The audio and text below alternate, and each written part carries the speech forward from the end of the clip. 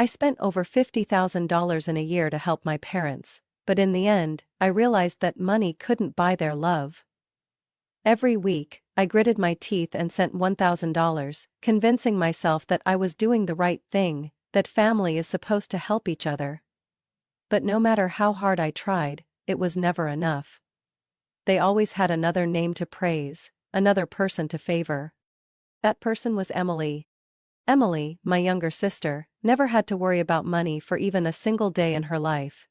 She didn't have to do anything except marry a wealthy man, and just like that, she suddenly became the family's pride and joy.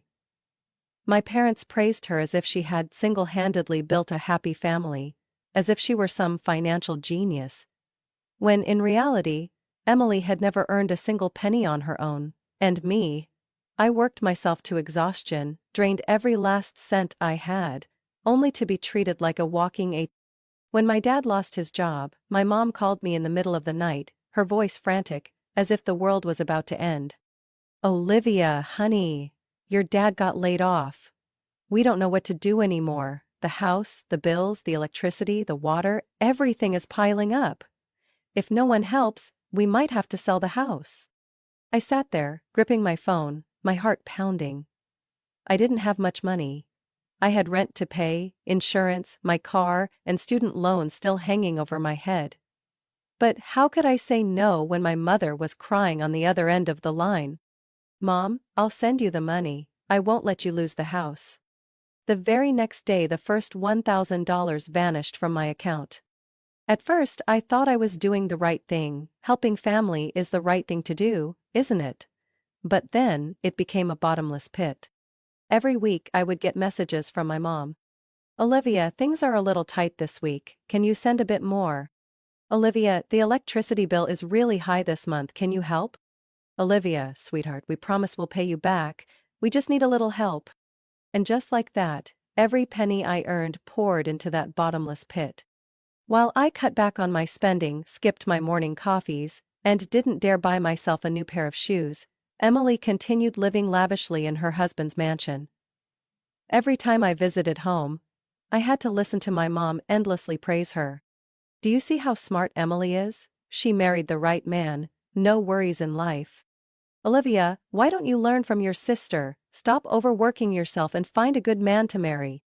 I clenched my fists, swallowing the lump of anger rising in my throat. I didn't need anyone to provide for me. I stood on my own 2 feet. I had done everything I could to help my parents, and yet, they still didn't see me as something to be proud of? Things got worse when I started noticing strange signs. One day I got a message from my mom, complaining that they didn't have enough money to buy medicine. Without thinking twice, I sent them another $200. But just 2 days later, I was scrolling through Instagram and saw Emily's latest post. A picture with my parents. On a yacht. A luxury yacht. My heart pounded. I opened the photo, staring at their beaming faces. They were laughing, raising champagne glasses on the deck, while I, the one who had been sending them every hard-earned dollar, was stressing over my own bills. My mom had just told me they couldn't afford medicine, yet less than 48 hours later they were on a fancy yacht? A cold rage swelled inside me. Maybe I had been a fool all along. I stared at my phone screen. My parents, the same people who had been crying on the phone last week, telling me they couldn't afford basic necessities, were now standing on a yacht, holding champagne, smiling under the sun. And worst of all, Emily was there too. She was posing in a designer dress, her arm wrapped affectionately around my mother's shoulder, as if we were one big happy equal family. But in reality, I had drained myself financially to support them, while she hadn't spent a single cent and was still enjoying a life of luxury. I lowered my phone, trying to steady my breathing. I needed to get to the bottom of this. I couldn't turn a blind eye any longer. That evening, I called my mom. "Mom, I'm planning a small dinner at my place this week, just family. Are you and Dad free?" My mother's voice was hesitant. "Oh, Olivia, I don't know. Your father and I aren't feeling well. We've been exhausted all week, aching all over." I froze. Not feeling well?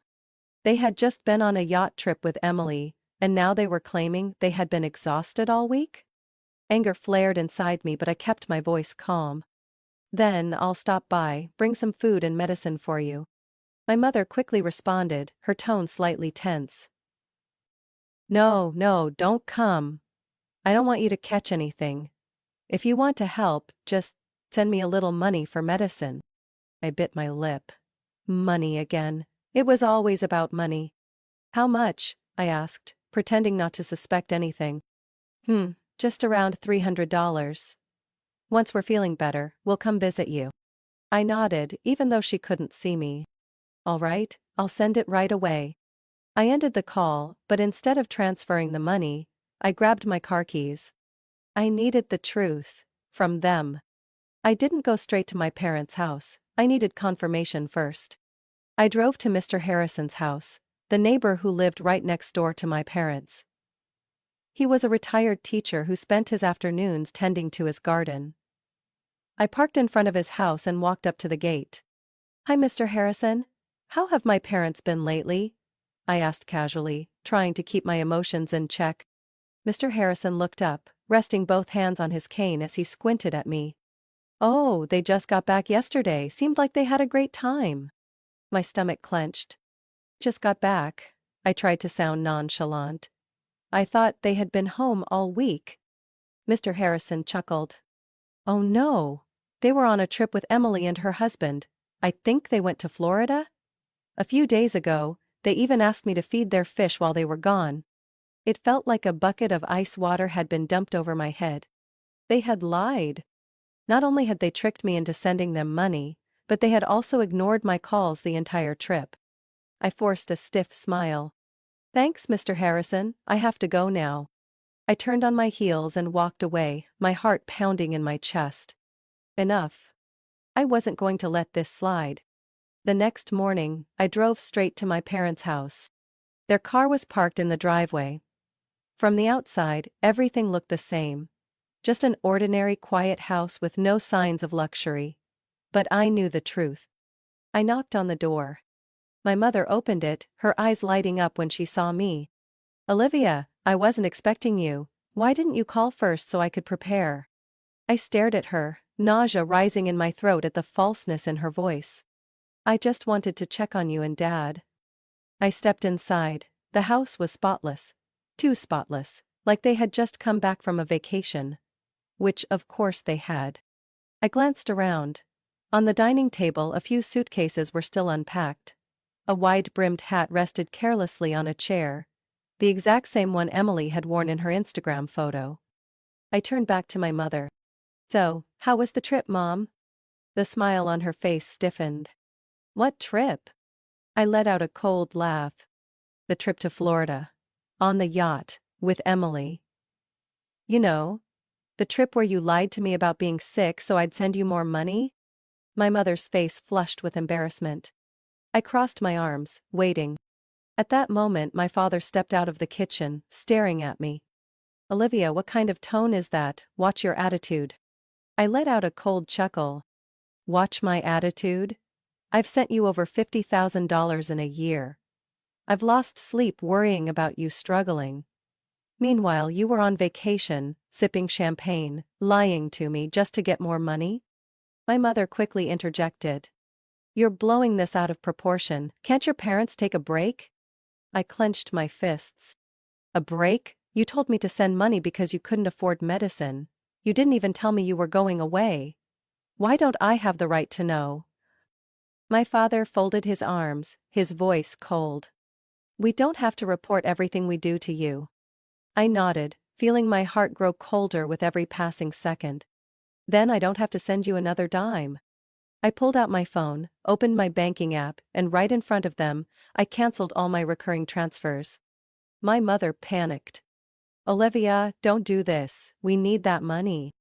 I shoved my phone into my pocket, my eyes sharp as knives.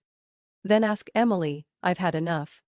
And with that, I turned on my heel and walked out, leaving their desperate pleas and frantic voices behind. For the first time in my life, I felt like I had no control. I slammed my car door shut, taking a deep breath to steady myself.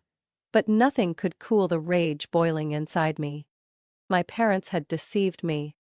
Not only had they lied about needing money, but they had shamelessly enjoyed a luxurious life using the very money I had worked myself to the bone to earn. And now, when caught, they were playing the victims. No, I wasn't going to let them get away with this. I pushed open the door and walked into the house without knocking. I knew this house too well. The familiar scent of my mother's cooking, the old couch where I used to spend hours watching movies as a kid. But now, that feeling was gone. I no longer felt like this was my home. My mother looked up from the kitchen table, her eyes flashing with worry when she saw me walk back in. "Olivia, why are you back?" I strode straight into the living room, my voice ice cold. "You lied to me." She quickly looked away, but I didn't let her escape.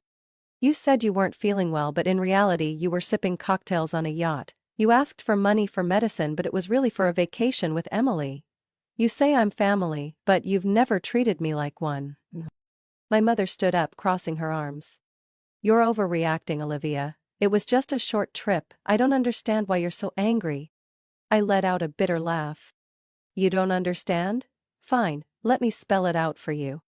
I pulled out my phone, opened my banking app and scrolled through my list of transactions. "For the past year, I've sent you over $50,000. You told me you were struggling, that I was your only hope. Meanwhile, Emily, the daughter you worship, hasn't given you a single penny. And now? You're telling me I'm overreacting?" My father stepped out of the bedroom, his voice deep and cold. "Olivia, don't talk to your mother like that." I turned to him, my voice sharp as a blade. "And how exactly should I talk to her? Should I stay silent and keep sending money without question? Should I pretend nothing happened?" My father folded his arms, his face unreadable. "We don't have to explain every dollar we spend to you." A bitter smirk crept onto my lips. "Then I don't have to keep funding you either." The room fell so silent I could hear the clock ticking on the wall. My mother's face went pale. "Olivia, you can't do this." I held up my phone, scrolled to my automatic transfers, and canceled every single one. Right in front of them. "I can't?" "Watch me." One tap. Every dollar they had been expecting from me, gone. My father gritted his teeth, his eyes dark with frustration. "You're being selfish. You're just mad that we didn't invite you on the trip, aren't you? This is just jealousy over Emily." I froze. A fire erupted in my chest. I took a step closer, looking him dead in the eye. "Jealousy?" I let out a hollow, icy laugh. "Do you have any idea how hard I worked for that money? While you were vacationing, I was working overtime. While you were praising Emily, I was giving up so much to help you. And after everything, you tell me I'm just jealous?" My mother cut in. "You're being too sensitive, Olivia. We just wanted to have a little fun. Why do you have to make this such a big deal?" I took a deep breath. "Because you turned me into an ATM." No one said a word. I clenched my fists, trying to steady my voice. "You need someone to take care of you? Fine. Emily is perfect. Isn't she? Let her do it." My mother flinched. "Emily can't." "Oh, why not? She lives in a mansion, has a rich husband, travels without a care in the world. She's your golden child. Isn't she? So why can't she help you?" My father's face darkened with anger. "Do you really want to cut ties with your family?" I stared at him. "No, you did that a long time ago. I'm just realizing it now." My mother's eyes welled up with tears. "You're going to regret this, Olivia. Family is supposed to help each other." I narrowed my eyes. "No, Mom, family is supposed to respect and love each other, not use them." I turned around and walked out, leaving behind my mother's desperate calls and my father's cold stare. For the first time, I felt relieved to finally say what had been weighing on my chest. I had barely stepped into my house when my phone started buzzing nonstop. "Mom? Dad? Emily?" They kept calling as if I had committed some unforgivable crime. I didn't need to guess what they wanted to say. Pleading, guilt-tripping, maybe even threats. but I didn't care anymore. I had endured enough. I flipped my phone face down on the table, closed my eyes and took a deep breath. But before I could regain my composure, loud knocking pounded at my door. My parents? No way. I stood up, walked to the door and peeked through the peephole. Emily? And behind her, my parents stood with their arms crossed, their faces tight with anger. I opened the door but didn't let them in. "What are you doing here?" I asked, my voice void of warmth. Emily smirked, folding her arms as if she was talking to someone beneath her. "I could ask you the same thing, Olivia. What the hell do you think you're doing?" I let out a small chuckle. "Doing what I should have done a long time ago." Emily's eyes narrowed. "You mean cutting off mom and dad? You're so petty, Olivia. All this over not being invited on a trip?" I clenched my fists but kept my voice calm. "No, because they used me for a year, lied to me over and over again, and now that I'm no longer their financial puppet, they sent you to convince me to change my mind?" My father scoffed. "Olivia, you're being disgraceful." I turned to him, my expression blank. "You think standing up for myself is disgraceful? Then so be it." Emily let out a mocking laugh. "Oh, come on, Olivia. You're not that tough. You're just throwing a tantrum. We're family. You can't do this to mom and dad." She stepped forward, about to push her way in, but I raised a hand to stop her. "Don't step inside." Emily's eyes widened in disbelief, as if she couldn't fathom that I would dare to block her. "You can't be serious. You won't last without helping them." A voice spoke up behind me. "Wrong. She's learning how to live without being used by her family." "Natalie." She stepped out of the living room, arms crossed, her eyes filled with defiance. Emily sneered. "Oh, great, now your girlfriend thinks she can interfere in family matters." I saw Natalie's expression darken. "Family? Don't make me laugh. Your parents see Olivia as nothing but a human ATM. They don't actually care about her." Emily clicked her tongue, shaking her head. "You don't understand anything. Family supports each other in hard times. You don't know anything about us." Natalie stepped forward, her voice dropping into a dangerously low tone. "Do you understand the difference between helping and being used? Or are you just another leech, living off other people's money like your parents?" Emily flinched, her face turning red. "Don't you dare insult me." I saw Natalie's hand twitch, and in the blink of an eye she grabbed a fistful of Emily's hair.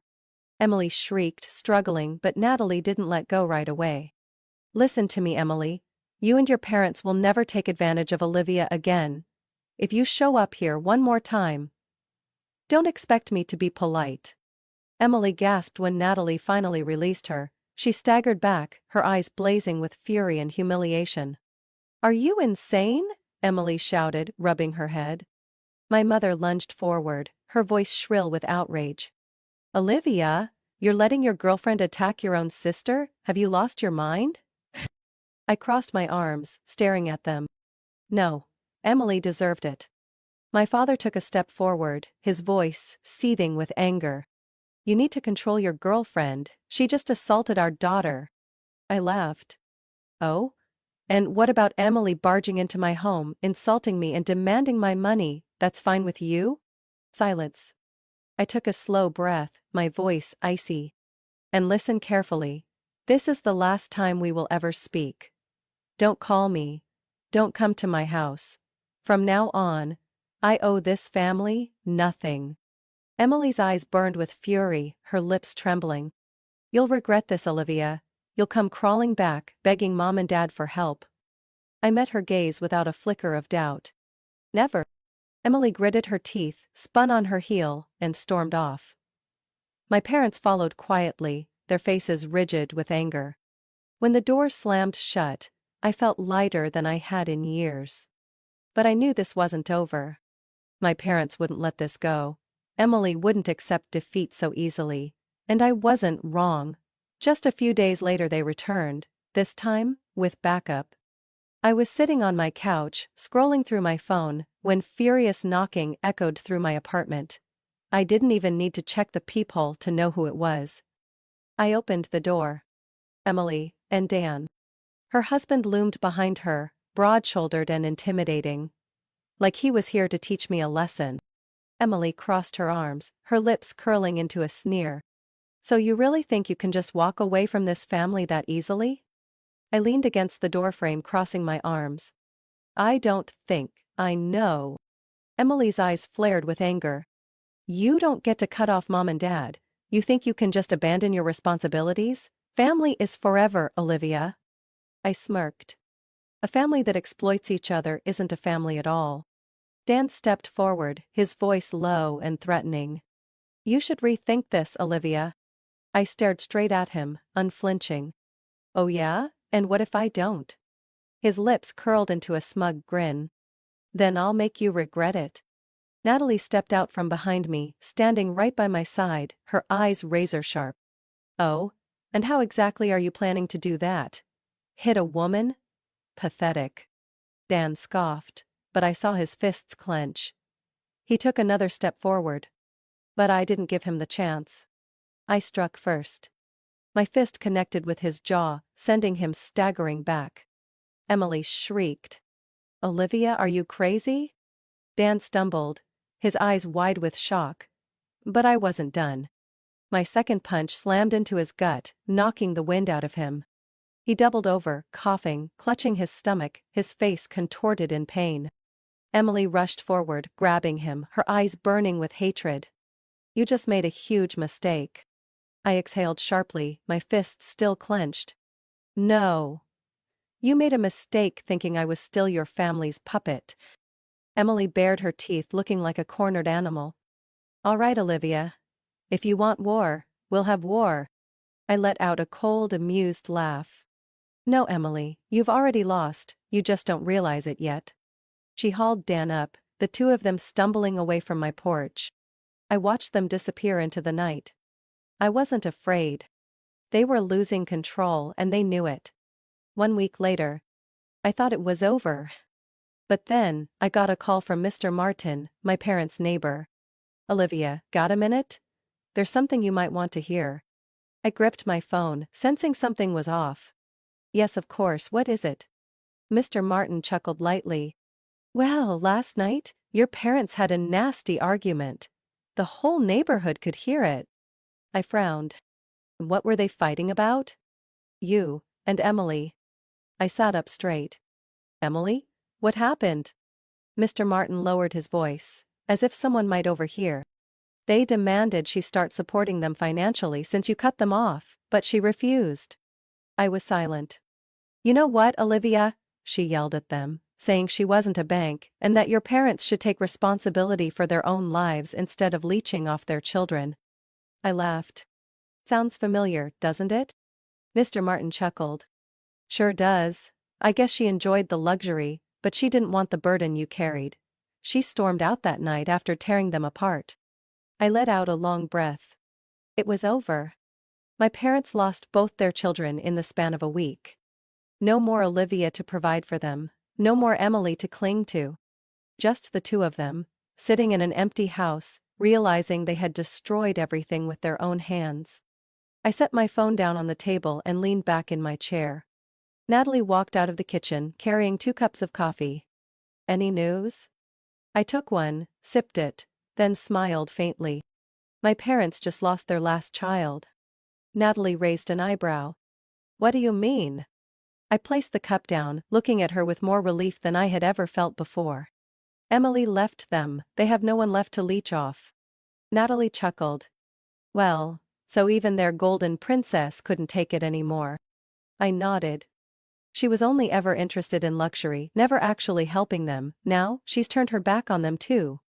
Natalie leaned back, narrowing her eyes at me. So, do you feel sorry for them? I thought for a moment. Then I shook my head. Not one bit. They deserved this. 1 week later. I thought that after Emily left, my parents would figure things out. But I was wrong. My phone rang non-stop all morning. At first I ignored it, but when I saw my father's name on the screen, I decided to pick up. Olivia. His voice was slower than usual. I crossed my arms, leaning against the kitchen counter, my tone calm. What is it? Why are you calling me? A long silence. I could hear him sigh heavily. I'm not calling to ask for money. It's about Emily. I narrowed my eyes. What about her? He hesitated for a moment before finally speaking. Her husband divorced her, Dan kicked her out. She has nowhere to go, so she came back here. I raised an eyebrow. Really? My father sighed. She's completely broken, Olivia. She's lost everything. I let out a small, emotionless laugh. Lost everything? You mean she lost the rich man she clung to all these years, or the luxurious life she never built for herself? Olivia. His voice dropped, almost pleading. I cut him off. And what exactly do you want me to do? Comfort her? Tell her I forgive her? She needs someone to talk to. You're her sister. I gripped my phone tightly. Have you forgotten, Dad? I stopped being her sister a long time ago. 1 week earlier. Emily lasted exactly 3 days before she exploded. After I refused to fund them, my parents turned to her, demanding financial help. You've got to be kidding me, Emily snapped. My parents froze. My mother wrung her hands, trying to keep her voice soft. Honey, you know we need someone to help. Emily laughed, but there was no humor in it. Help? You want me to help? Why should I? Why should I take on the burden that Olivia was stupid enough to carry? My father frowned. Because we're family, Emily. For the first time in her life, Emily didn't care about the word family. No, you used Olivia for years, and now that she's cut you off, you turn to me? I'm not as stupid as Olivia. My mother's eyes widened, her voice shaking. Emily, you can't say that. Emily stood up, her face red with rage. Oh, I can't? You've gotten too used to having someone take care of you without putting in any effort. I'm not an ATM. And I don't owe you anything. My father slammed his hand on the table. You can't just abandon us like this. Emily let out a bitter laugh. Abandon you? I'm just doing what you did to Olivia all these years. She grabbed her purse, her voice seething with fury. Figure it out yourselves. The door slammed shut. Emily left that night, leaving my parents in an empty house. I put my phone on speaker so Natalie could hear. She crossed her arms, watching me with curiosity as my father continued. Olivia, you don't understand. Emily is truly devastated. Dan threw her out the second she stopped being valuable to him. She has no money, no home, nothing. She can't even go back to her friends because they only cared about Dan's money. I leaned back, taking a sip of coffee. What a shame. My father hesitated, clearly unsettled by my indifferent tone. Olivia, can you just go see her once just to talk? I smirked, shaking my head even though he couldn't see me. No. He sounded like he couldn't believe what he was hearing. Olivia. I cut him off. Do you remember what Emily used to say when I was supporting you all those years? Silence. I continued. She called me stupid for giving you money. She told me I'd regret cutting you off. She stood at my doorstep insulting me, saying I had no right to refuse this family. And now? Now she's back, empty-handed, unwelcome, and she expects me to be generous? I laughed, a cold, hollow laugh. No, Dad, I'm not doing that. I heard him let out a heavy sigh on the other end of the line. So you really don't need this family anymore? I closed my eyes, feeling the relief spread through me. I did that a long time ago, Dad, you just never wanted to accept it. I hung up. Natalie raised an eyebrow at me. You okay? I set my phone down on the table, taking a deep breath. More than ever. My parents had no one left to rely on. Emily had realized she was just another disposable pawn once she lost her value. And me? I was finally free from all of them. 3 years later. I never thought I'd return to that house. 3 years ago, I walked away from my parents, leaving them to deal with the consequences of their choices. Emily had left too, once she realized she couldn't use my parents to secure an easy life. They lost both their children in a single week. At the time, I felt no regret. I had spent my entire life chasing their approval, only to be met with disregard and exploitation. But over the years, I came to understand something. They weren't entirely evil, they were just lost. And now, after all these years, I stood before that old door, wondering if it was ever truly a place I could call home. I knocked. The door opened and my mother appeared. She stared at me, her eyes widening in disbelief. "Olivia?" I swallowed the lump in my throat. "Hi, Mom." Before I could react, she lunged forward, wrapping her arms around me as if afraid I'd disappear. I heard her sobbing against my shoulder. "I'm sorry. I'm so sorry." I stood still for a moment, then gently hugged her back. "I know." My father stepped out from the living room. His hair had turned grayer than I remembered. When he saw me, he froze, then took a deep breath and walked forward. "Olivia." I looked at him, and for the first time in years, I didn't see anger or stubborn pride in his eyes. Only regret. "I'm sorry." 3 words. The ones I had waited for all these years. I smiled softly. "I know, Dad." We sat down in the living room, where I once had happy memories before everything fell apart. There was no blame, no resentment. Just a family trying to mend the past. After a while, I hesitated before asking, "Where's Emily?" My mother gave a small, sad smile. "She's changed a lot. After losing everything, she realized she couldn't rely on others forever. She picked herself up, found a job, and learned how to stand on her own." I was surprised. "Really?" My mother nodded. "She's always wanted to talk to you but was too afraid. She thought you'd never forgive her." I sighed, then pulled out my phone. "I'll call her." My mother smiled, tears streaming down her face. "Thank you, Olivia." The phone rang a few times before Emily's voice came through. "Hello?" I took a deep breath. "Emily, it's me." A long silence, then I heard a shaky breath on the other end. You're really calling me?" I smiled. "Yes. We need to talk." 3 years of distance, of wounds, of misunderstandings. But in the end, we found our way back to each other. Family isn't perfect. But if everyone is willing to change, they can still find their way home. Olivia's story is a powerful reminder about setting boundaries and self-worth. Sometimes, the people we love most are the ones who exploit us the most, hiding their manipulation under the label of family. But no one is obligated to sacrifice themselves unconditionally, especially when that sacrifice is taken for granted. Olivia spent years learning that kindness should never be taken advantage of, and cutting off toxic relationships isn't selfish, it's the only way to protect oneself. Yet, the greatest happiness came when Olivia chose to forgive and return, giving her family a second chance. What do you think of Olivia's story? If you were in her situation, would you continue to help cut ties to protect yourself? Share your thoughts in the comments. Don't forget to follow the channel for more real-life emotional stories about family and life.